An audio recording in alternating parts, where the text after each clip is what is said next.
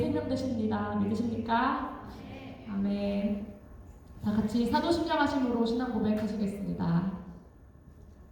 전능하사 천지를 만드신 하나님 아버지를 내가 믿사오며 그 외아들 우리 주 예수 그리스도를 믿사오니 이는 성령으로 잉태하사 동정녀 마리아에게 나시고 본디오 빌라도에게 고난을 받으사 십자가에 못 박혀 죽으시고 장사한 지 사흘 만에 죽은 자 가운데서 다시 살아나시며 하늘에 오르사 전능하신 하나님 우편에 앉아 계시다가 저리로서 산자와 죽은 자를 심판하러 오시리라. 성령을 믿사오며 거룩한 공예와 성도가 서로 교통하는 것과 죄를 사하여 주시는 것과 몸이 다시 사는 것과 영원히 사는 것을 믿사옵나이다. 아멘.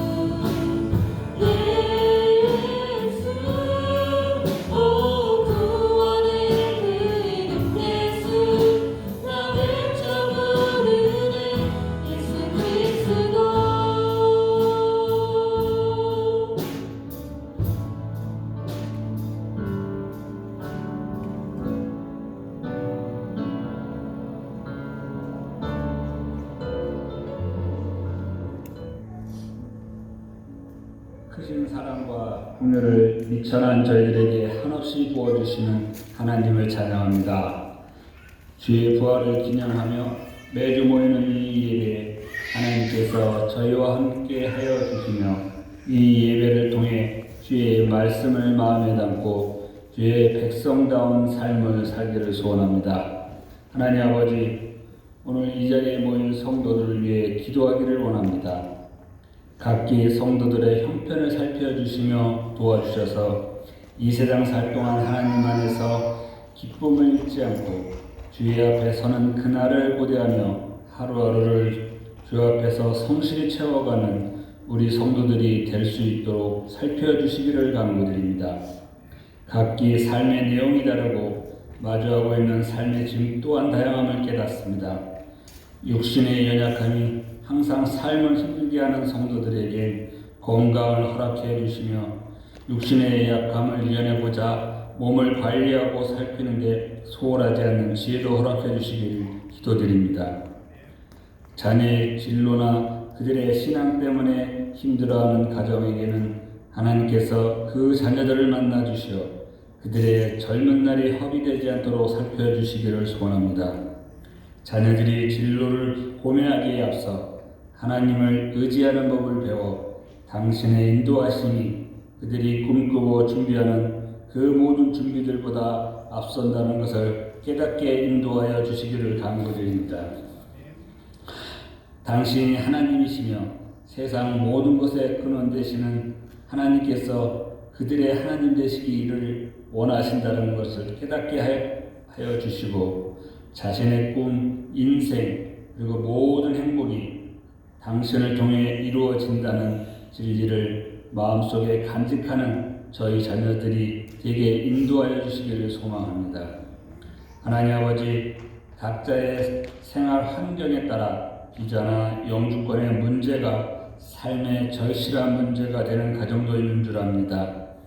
그들이 꿈꾸는 많은 문제들이 이곳 캐나다에서 정착한 걸로부터 출발하고자 하는 성도들을 불쌍히 여겨주시고 당신의 그 크신 긍휼을 베풀어 주시어 정착의 문제들이 잘 해결되길 간구드립니다. 바라옵기는 정착의 문제를 고민하는 성도들에게는 하나님의 뜻이 무엇인지 살피는 지혜도 허락하시어 이곳의 정착이 곧 하나님께서 우리에게 원하시는 길인가를 살피는 지혜도 있기를 소원합니다. 하나님 아버지, 간절히 비옵는 것은 우리 성도들의 각기 가진 짐들과 문제들이 비록 크게 보이고 넘을 수 없어 보일지라도 우리의 하나님은 그 무엇보다 크시며 당신께는 능치 못함이 없음을 성도들이 마음속에서 놓치지 않도록 힘주시기를 기도드립니다.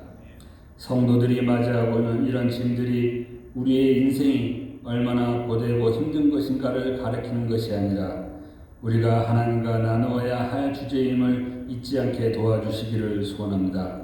힘들 때마다 하나님과 의논하고 당신의 일하심을 보면서 주의 크심을 찬양하며 날마다 걷는 걸음이 주의 날을 소망하는 발걸음을 놓치지 않게 하여 주시기를 간구드립니다. 오늘도 저희가 주의 말씀 앞에 섰습니다. 말씀을 전하시는 방현 목사님을 붙드시고 저에게 성령으로 도우사 전하는 말씀을 통해 저희가 힘을 얻고 하나님을 배우는 시간이 되기를 간구드리며 예수님의 이름으로 기도드립니다. 아멘.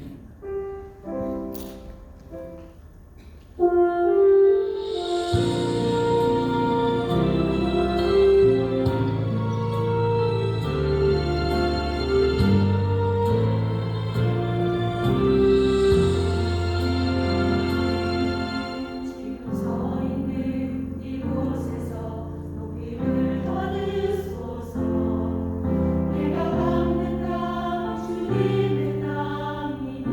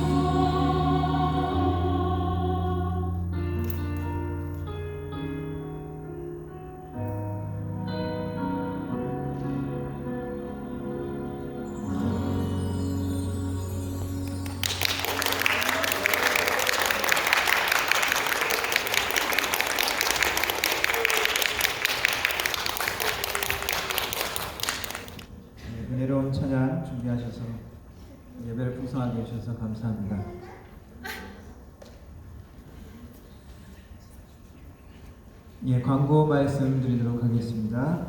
다음 주가 야외 예배입니다. 11시까지 미션 넬슨 리즈널 파크로 와주시면 되겠습니다. 그 구글이나 내비게이션을 찾아보시면은 어렵지 않을 겁니다. 여기서 한 20분 정도 거리고 여전도에서 또 음식 준비도 하시다고 또 수고하시는데 함께 많이 참여해 주시면 좋겠고, 이런 기회에 또 주위에 아시는 분 있으면 같이 또 초청하셔도 좋은 시간이 될 것 같습니다. 그리고 지난번에 우리 그 어버이 주일 해서 우리가 같이 어버이들 축하를 하고 했는데, 오늘은 그때가 이제 마더스데이였죠. 오늘이 또 파더스데이입니다. 저도 잊고 있었는데, 청년회에서 우리 파더스데이는 그냥 넘어가면은 우리 남자분들이 삐질까봐 서운할까봐 오늘 또 준비해 주셨습니다.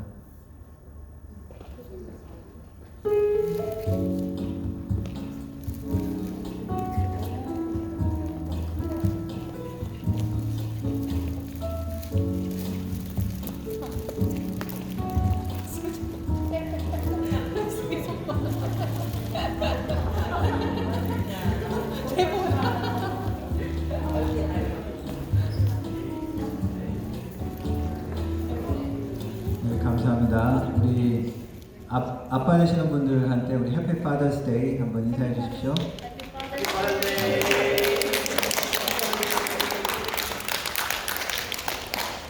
잊지 않고 챙겨주셔서 청년회 감사드립니다.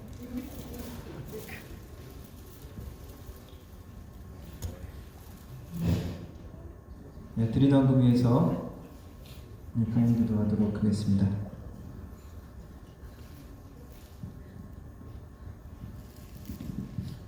하나님 감사합니다. 주일을 맞이해서 하나님의 백성들 한자리에 모여 주님을 찬양하고 또한 한 마음으로 주님 안에서 교제하며 또한 말씀 가운데 나왔습니다.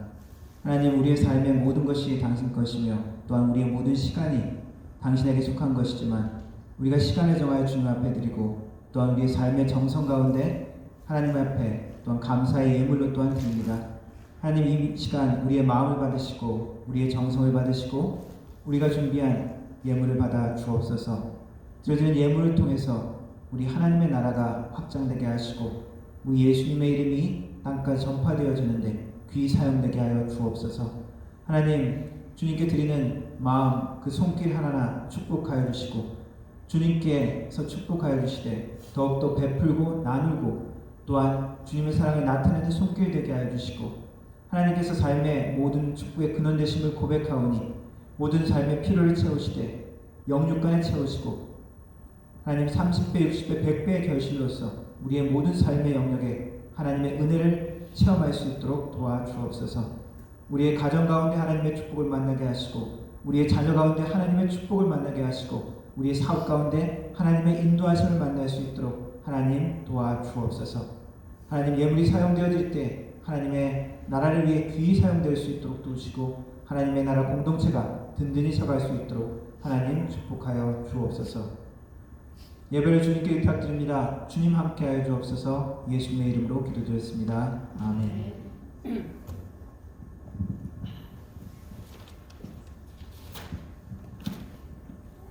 함께 하나님 말씀 읽도록 하겠습니다. 함께 일어나서 오늘 말씀 베드로전서 2장 9절부터 17절까지입니다. 2장 9절부터 17절까지 제가 한 절 읽고 여러분들 한 절 읽고 마지막 같이 읽도록 하겠습니다.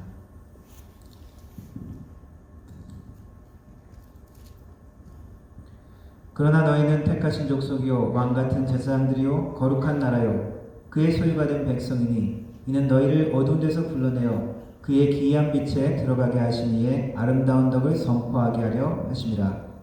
너희가 전에는 백성이 아니더니 이제는 하나님의 백성이요 전에는 긍휼을 얻지 못하였더니 이제는 긍휼을 얻는 자들 아니라.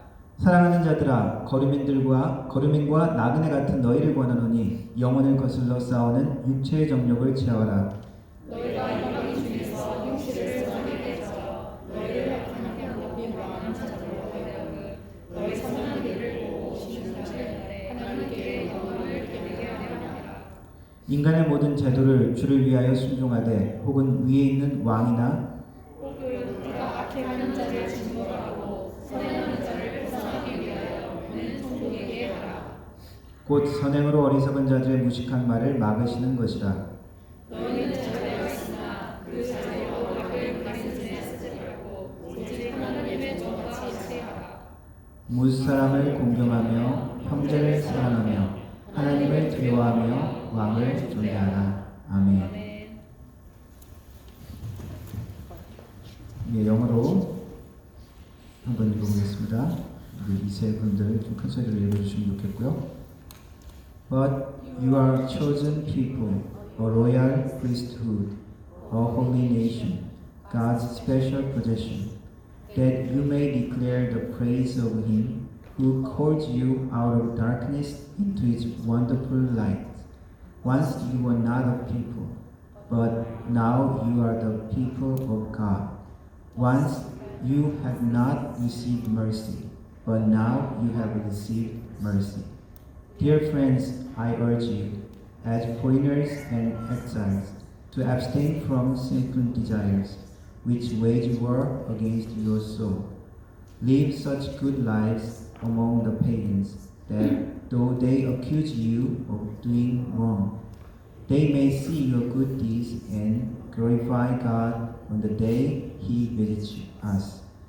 Submit yourselves for the Lord's sake to every human authority, whether to the emperor as the supreme authority, or to governors who are sent by him to punish those who do wrong and to commend those who do right.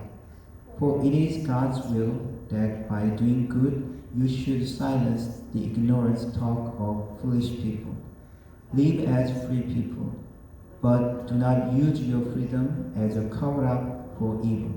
Live as God's slaves. Show proper respect to everyone. Love the family of the believers. Fear God. Honor the emperor. 아멘.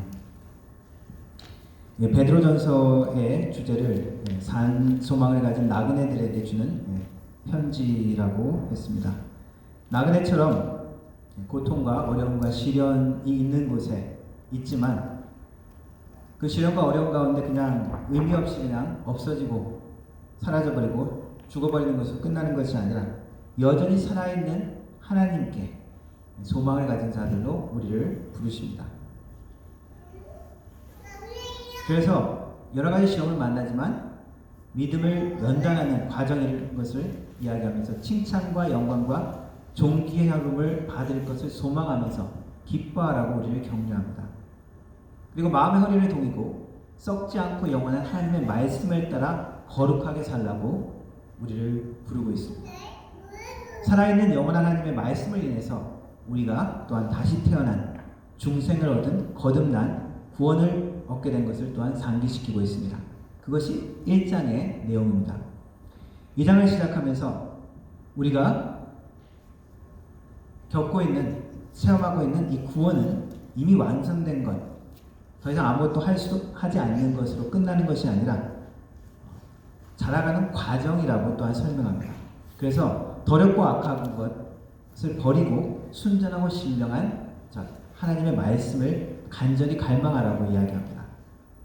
그리고 우리를 하나님께 부름받은 자인 것을 되새겨줍니다. 베드로 전서의 유명한 말씀, 너희는 택하신 족속이요 왕같은 제사장들이요 거룩한 나라라고 하신 이 말씀이 나와 있습니다. 우리를 하나님을 찬양하는 자로, 목적이 있는 자로 그렇게 부르셨다는 것을 강조하고 있습니다. 오늘 읽은 말씀은 사실 두 번째 단락으로 넘어가는 구절과 함께 읽은 말씀입니다.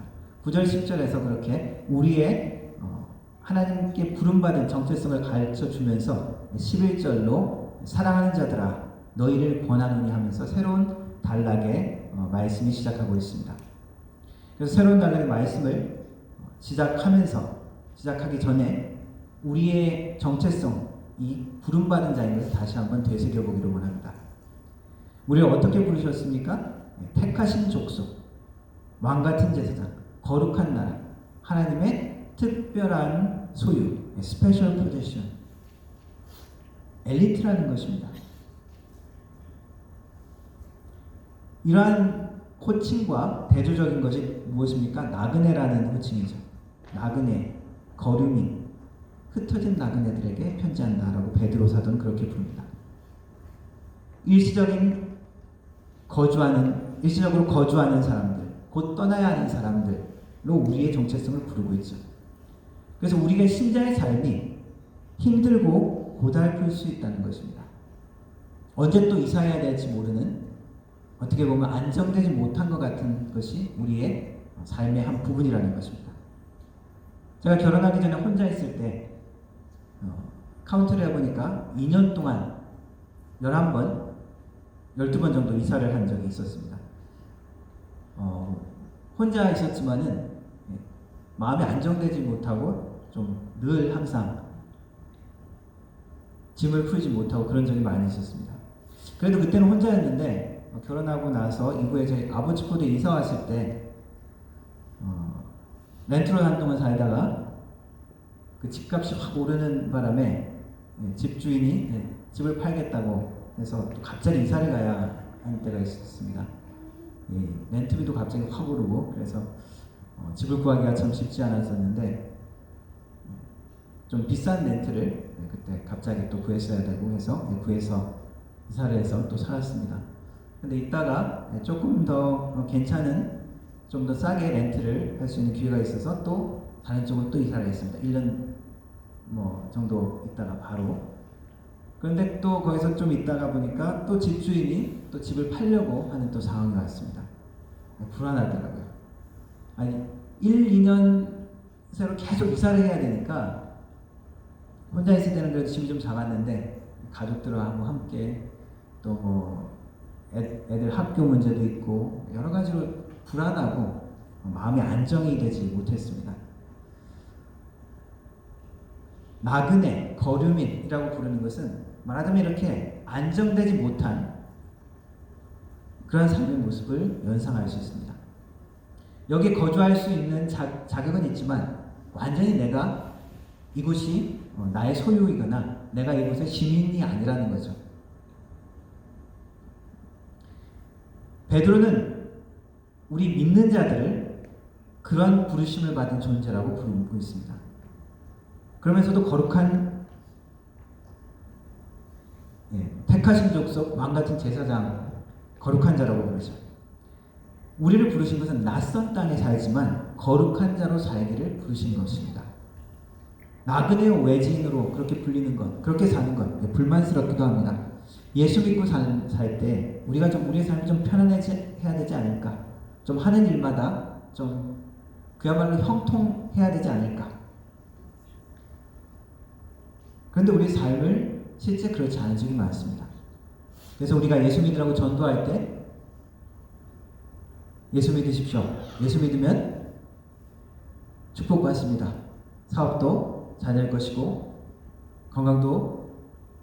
건강할 것이고 자녀들도 잘 될 것입니다. 이렇게 얘기하는 것은 뭐라 그랬습니까? 영어로 고실라이제이션. 실제 복음을 받고 예수를 믿는 것을 한 부분만을 이야기하는 것이죠. 그것만 가지고 믿는다는 것은 아주 얕은 신앙입니다. 실제 예수님께 나왔을 때 우리의 삶에 하나님 앞에 드려질 의무가 있죠. 힘들지만 수고해야 하지만 자랑스러운 부름입니다. 여러분 모두를 하나님의 자랑스러운 자로 부르셨습니다. 영광스러운 존재로 부르셨습니다. 부름받았다는 것은 선택받았다는 것이죠. 누구에게 선택받았느냐는 아주 중요합니다. 고양이가 집에 찾아와서 냥냥 거리면서 뭐라 그러는 겁니까? 나 데려다 키워라 그러는 거죠. 집사야 내가 너를 간택했다. 나를 데려다 키워라. 원래 간택이란 말은 왕의 신부로 선택받았을 때 사용되는 말이죠. 자랑스럽고 영광스러운 그런 선택을 이야기합니다. 아카데미상, 미국에서 가장 권위 있는 영화 시상 그 상이죠. 그리고 유명한 자리입니다. 오스카상을 수상하는데 그 회원이 6,000명 정도 되는데 아무나 회원이 될 수 없습니다. 자기가 원해서 되는 것이 아닙니다. 시상 후보에 오르거나 회원 2명 이상이 추천을 해야 회원이 될 수 있다고 합니다. 그러니까 부름을 받아야 되는 것이죠. 그리고 그 회원 자격은 영원히 지속되는 것이 아니라 5년 이상 아무런 경력, 그 영화계에 그 기여한 것이 없으면 거기 회원에서 회원 자격을 발탈당하기도 한답니다. 품위를 유지하지 않으면 얼마 전에 윌 스미스가 그 시상식에서 자기 아내에 대한 농담을 했다고 그 이야기하는 사람을 때렸죠. 그것 때문에 징계를 받고 징계 절차 중에 자기가 먼저 그 회원 자격을 반납했습니다. 아카데미 회원 되는 건 자랑스러운 것이죠. 우리 한국에서도 봉준호 감독이나 뭐 송강호 그런 사람들이 또 거의 회원이라고 자랑스럽게 생각하죠. 우리는 어떻습니까? 우리가 불린 것은 그것보다도 더 영광스럽고 자랑스러운 그러한 선택을 받은 자입니다. 그러면 우리가 해야 될 것은 무엇일까요? 그 부르심에 순종하고 응답하는 것입니다. 하나님께서 우리를 부르시고 우리를 교제하시고 늘 만나시는 그 과정 가운데 있는데 우리는 그 하나님의 응답에, 하나님의 부르심에 응답하지 못할 때가 있습니다. 마치 저는 한참 차를 타고 가면서 우리 요한이한테 되게 요한아 이런 구절없고 야참 이야기를 하는데 그렇지 대답이 없어요. 보니까 그게 꽂고 있어. 사무엘 올라와서 밥 먹으라 그러는데 대답이 없어. 큰 소리를 사무엘 밥 먹으라고. 그 대답이 없어. 밑에 내려가서 보니까 꽂고 있어. 마찬가지로 우리도 하나님이 우리를 부르시고 하나님과 교제의 자리로 부르시고 구원의 자리로 부르셨는데 우리가 다른 것에 집중할 때 우리는 하나님의 그 부르심에 순종하는 자리에 나아갈 수 없을 때가 많이 있습니다. 가난하게들 같이 순전하고 신령한 젖을 사모하라 라고 한 표현처럼 우리가 구원에 이르도록 잘하기 원한다면 우리는 늘 하나님의 부르심에 성령님의 말씀에 귀 기울이고 집중해야 할 것입니다. 우리를 부르신 것은 하나님의 목적이 있습니다. 우리를 택하신 족속, 왕같은 제사장, 거룩한 나라로 부르신 것이죠. 그리고 우리를 불러내서 어두운 데서 불러내서 빛에 들어가게 하시고 꼭 하나님의 아름다운 덕을 선포하기 위해서 우리를 부르셨습니다. 그냥 부르시고 가만히 놔둔 것이 아니라 사명을 가진 자라는 것이죠. 하나님의 아름다운 덕, 하나님의 능력, 살아계심을 우리가 선포하라는 것입니다. 과거에는 우리가 어둠 가운데 살았다고 표현하고 있습니다. 무지한 가운데 살았다는 것이죠. 하나님의 뜻이 무엇인지, 우리를 향한 계획이 무엇인지 모르는 상태입니다. 우리가 여전히 어둠 가운데 있을 때는 알지 못합니다.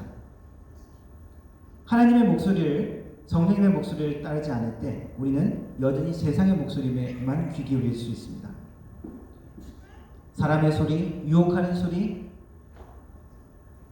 비난하는 소리, 그것에 빠져 있으면 우리는 결국 망하게 됩니다. 하나님의 축복을 누리지 못하는 것이죠. 우리가 어둠 가운데 있을 때는 하나님께서 우리에게 능력을 주셔도 혹은 재물을 주셔도 어떤 기회를 주셔도 그것이 재앙일 수 있습니다. 왜냐하면 분별하지 못하기 때문이죠. 어둠 속에서는 이것이 축복인지 저주인지 구별하지 못하게 되어집니다. 축복으로 주셔서 그것을 저주로 잘못 사용할 때가 있습니다. 우리는 빛 가운데 들어가야 합니다. 하나님의 주시는 계시 가운데, 그 말씀 가운데 들어가야 된다는 것이죠. 사람의 길, 세상에 이끄는 길이 틀렸다는 것을 깨우쳐야 합니다. 세상의 기준과 방법은 무엇입니까? 재물이죠. 돈입니다. 돈 많이 벌면 성공했다라고 이야기하고, 돈 많이 벌면은 잘 산다고 이야기하고, 자녀들이 돈 많이 벌면 성공했다 그러고, 돈 많이 버는 직업을 가지면은 야, 좋은 직업 가졌다라고 이야기하죠. 이렇게만 이야기하는 것은 세상의 방법이고 세상의 시각입니다. 하나님은 우리가 세상의 시각과 방법에서 벗어나기를 원합니다. 어둠에서 빛으로 불러내셨다면 빛의 눈으로 우리가 이 세상을 보고 판단하기를 원하시는 것이죠. 이전에는 우리가 긍휼을 얻지 못한 자였지만 이제는 긍휼을 얻은 자로 복음 안에서 눈을 뜨고 하나님의 가치를 바라보고 살기를 원하는 자가 되기를 원하십니다. 사울이 바울이 되기 전에 자신의 힘으로 열심으로 섬겼지만 결국 그것이 하나님의 뜻을 예수님을 반대하고 방해하는 일들이었죠.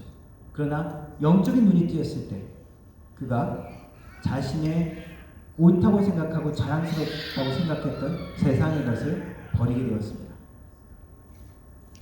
하나님은 우리를 그러한 자리로 그러한 사람으로 부르십니다.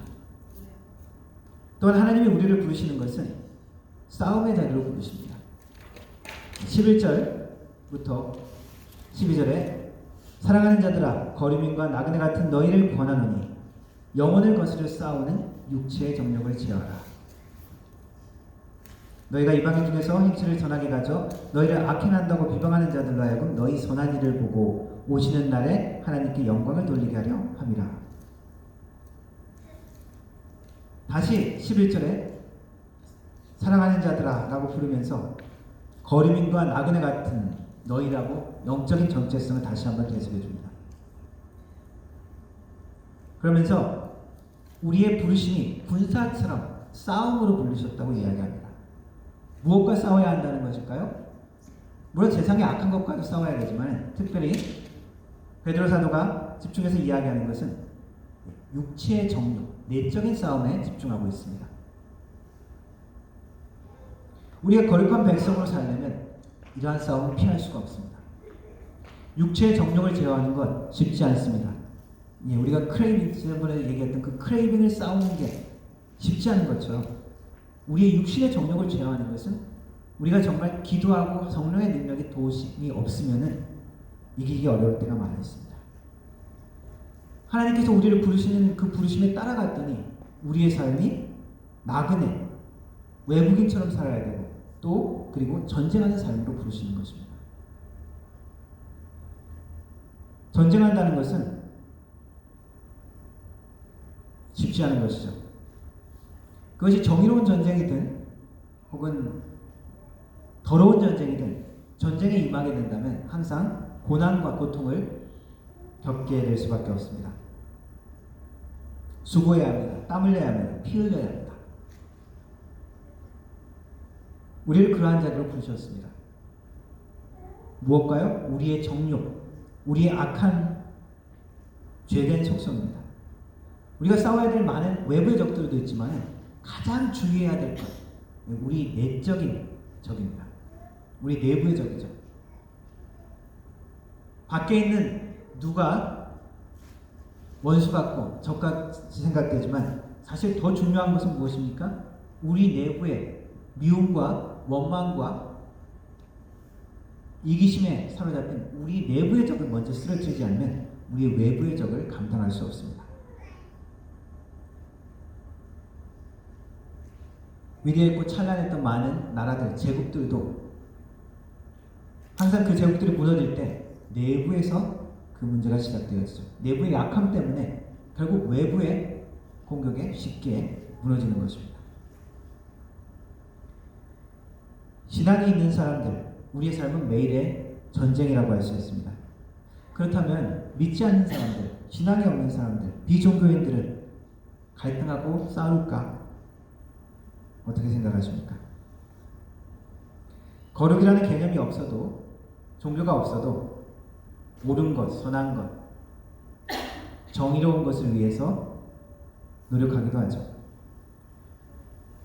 하나님께서 기본적으로 사람을 창조하실 때 하나님께서 하나님의 이미지를 주셨습니다. 하나님의 형상을 우리에게 주셨다는 얘기입니다. 그래서 모든 사람들에게는 기본적으로 정의로운 것, 옳은 것을 추구하는 본능이 내재되어 있습니다. 그래서 우리가 보면은 기독교인이지만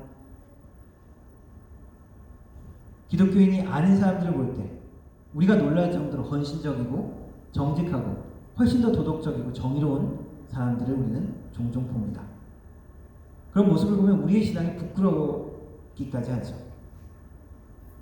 종교 없는 사람들의 무종교적 도덕성과 종교를 가진 사람의 도덕성을 상징하는 이야기가 있습니다. 어떤 방이 있는데 그 방에 아름답고 귀중한 예술품이 있습니다. 두 명의 한 9살쯤 되는 아이들을 들여보내는데 첫 번째 아이에게는 이것은 아주 귀중한 작품이고 세상에 하나밖에 없는 아티스트의 작품이다. 그래서 네가 이것을 혹시 만지다가 부서뜨리면 다시 이것은 돌이킬 수 없단다. 건드리고 만지다가 망가뜨려도 내가 너를 벌하지는 않겠지만 아주 나는 슬플 거야. 그리고 다른 사람들이 더 이상 이 작품을 감상할 수 없게 된단다. 네가 이것을 건드리지 않기를 바란다. 그러면서 10분 동안 그 방에 들여보냅니다. 10분 동안 이 아이는 기특하게 건드리지 않고 그 방을 나옵니다.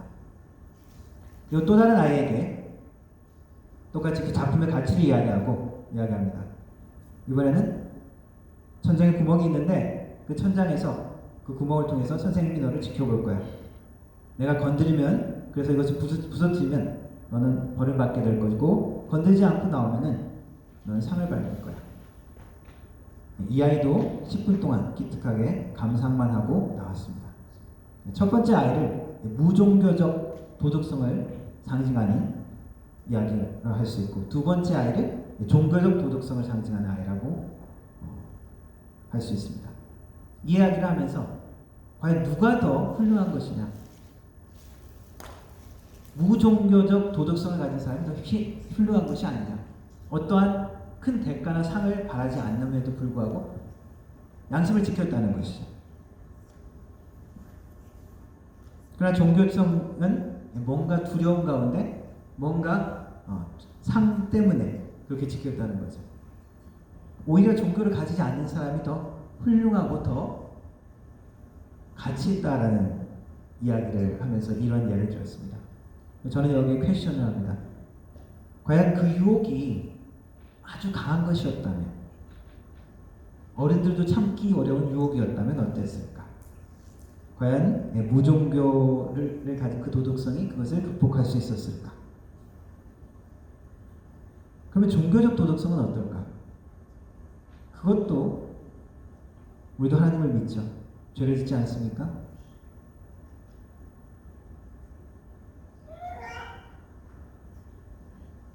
역시 또 다른 질문들이 나오죠. 인간의 죄성은, 인간의 도덕성은 신뢰할 수 없습니다. 그러나 참된 하나님 앞에 신앙을 가진 사람들이라면 하나님 앞에 그것을 지키려고 하겠죠.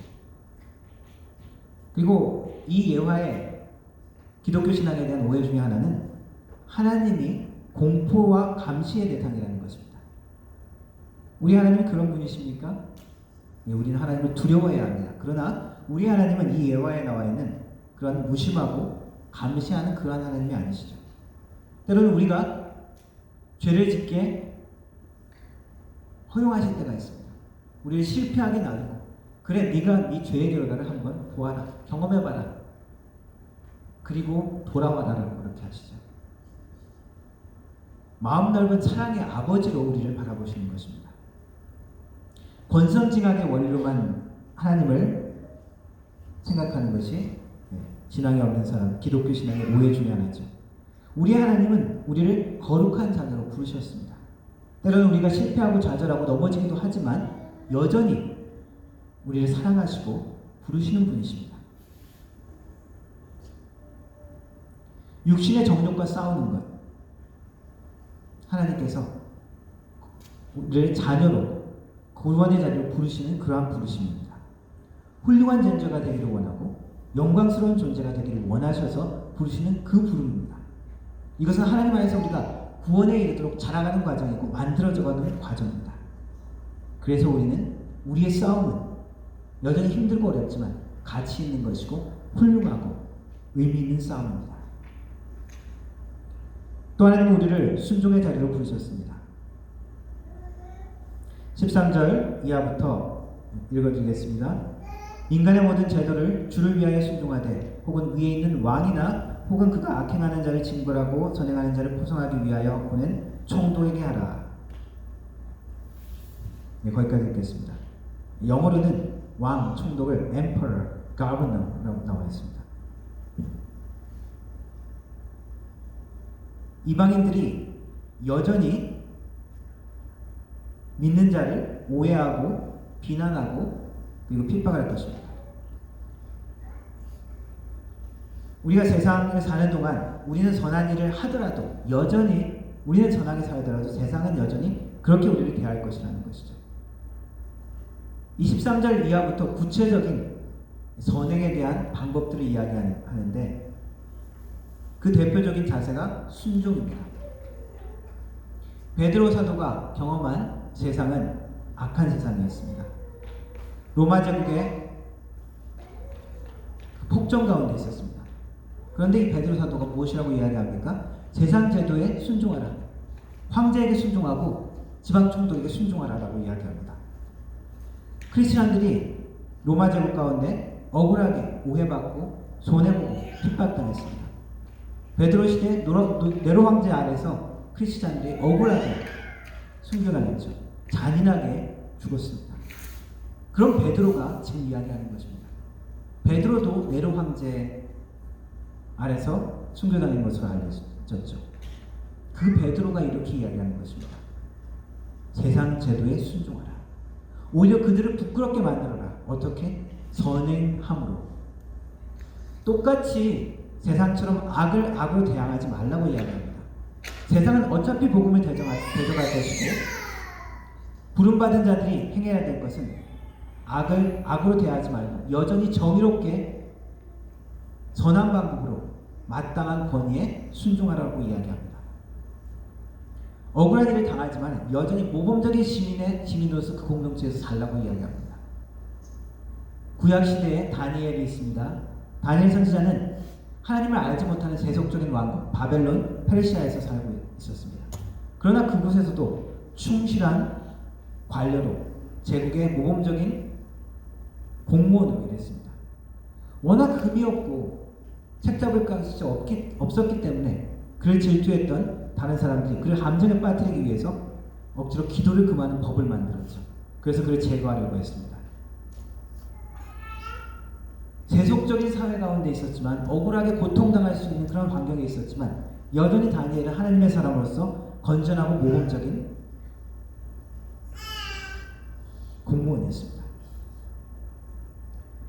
곧 너희의 선행으로 어리석은 사람들의 무식한 말을 막으시는 것이라. 이 말씀은 예수님께서 가르쳐주신 산상수훈 5장 말씀이 연상되어집니다. 너희의 착한 행실을 보고 세상 사람들이 하늘에 계신 너희 아버지께 영광을 돌리게 하라. 선한 일을 통해 억울함을 당하지만 그 억울함을 견디고 인내하는 모습을 통해 그들을 부끄럽게 만들어가는 것입니다. 우리는 악한 것을 볼 때 그 악을 대항하기 위해서 또 다른 악을 동원하기 쉽습니다. 복수하고 싶습니다.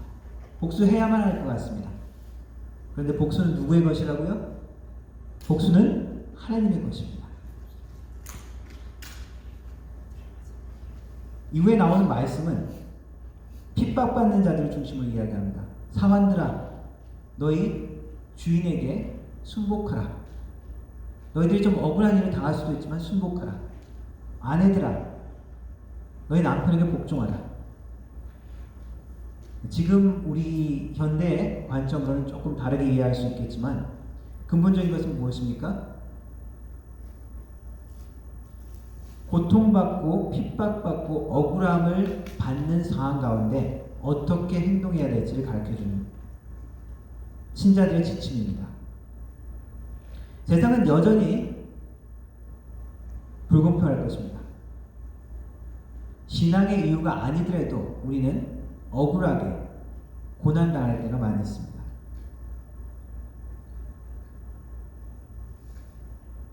그러나 그 고난 가운데 그리스도의 고난을 생각하면서 참으라고 이야기하십니다. 18절 부터 말씀 제가 읽어드리겠습니다. 사환들아, 범사에 두려워함으로 주인들에게 순종하되 선하고 관용하는 자들에게만 아니라 또한 까다로운 자들에게도 그리하라. 부당하게 고난을 받아도 하나님을 생각함으로 슬픔을 참으면 이는 아름다우나 죄가 있어 매를 받고 자면 무슨 칭찬이 있으리요. 그러나 선을 행함으로 고난을 받고 참으면 이는 하나님 앞에서 아름다우니라. 이를 위하여 너희가 부르심을 받았으니 그리스도도 너희를 위하여 고난을 받으사 너희에게 본을 끼쳐 그 자체를 따라오게 하려 하셨느니라. 억울한 고난에 대해서 이를 위하여 너희가 부르심을 받았다고 이야기합니다. 이 말은 우리가 맨날 그 억울함 가운데 범죄 같은 그런 상황에 그냥 호구처럼 그냥 가만히 있으라는 말은 아닙니다. 예를 들어 뭐 가정폭력 가운데 가만히 있으면 안 되겠죠. 부당한 일들 가운데 법적인 그런 조치는 취해야 될 겁니다. 그러나 그것을 그런 범죄적인 그런 것들 아닌 모든 관계에서도 여전히 우리는 억울한 일을 당할 수도 있고 여전히 우리는 고통스러운 일을 당할 수가 있습니다. 그것에 대해서 우리가 어떻게 반응하는지 그것을 위해서 우리가 부름을 받았다고 이야기합니다.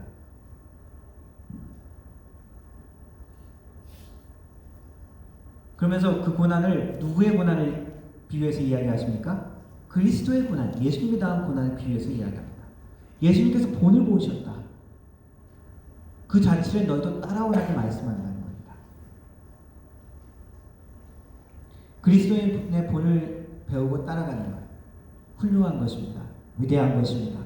자랑스러운 것입니다. 그러나 여전히 힘든 것이죠. 수고해야 합니다. 땀 흘려야 합니다. 때로는 피 흘려야 합니다. 그러나 기억하십시오. 우리는 자랑스러운 자로 불림을 받았습니다. 하나님의 엘리트로 우리를 부르셨습니다. 하나님의 자랑스러운 아들로 딸로 우리를 부르셨습니다. 거룩한 모습을 나타내는 자로 우리를 세우시기 원하십니다. 하나님을 닮으시기 바랍니다. 우리 예수님의 복음을 따르시기 바랍니다.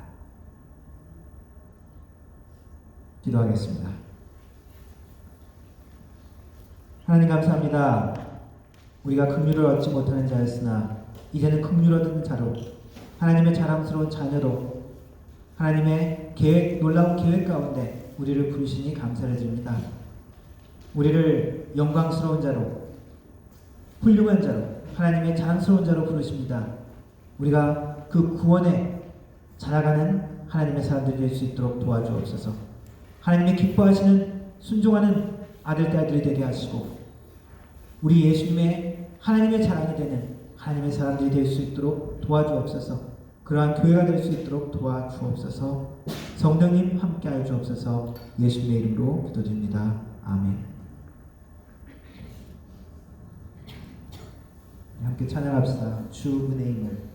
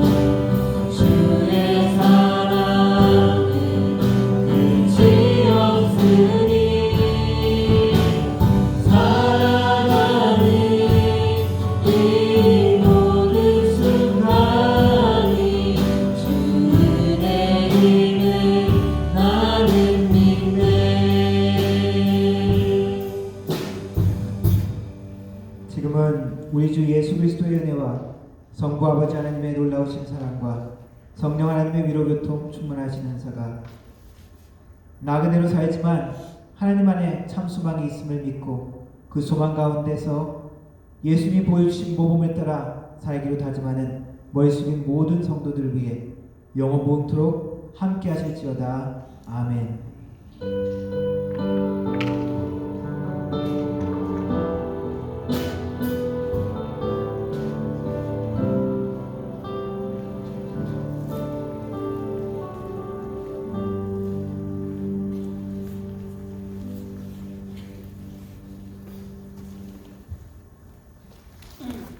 아멘. 예배를 마쳤습니다.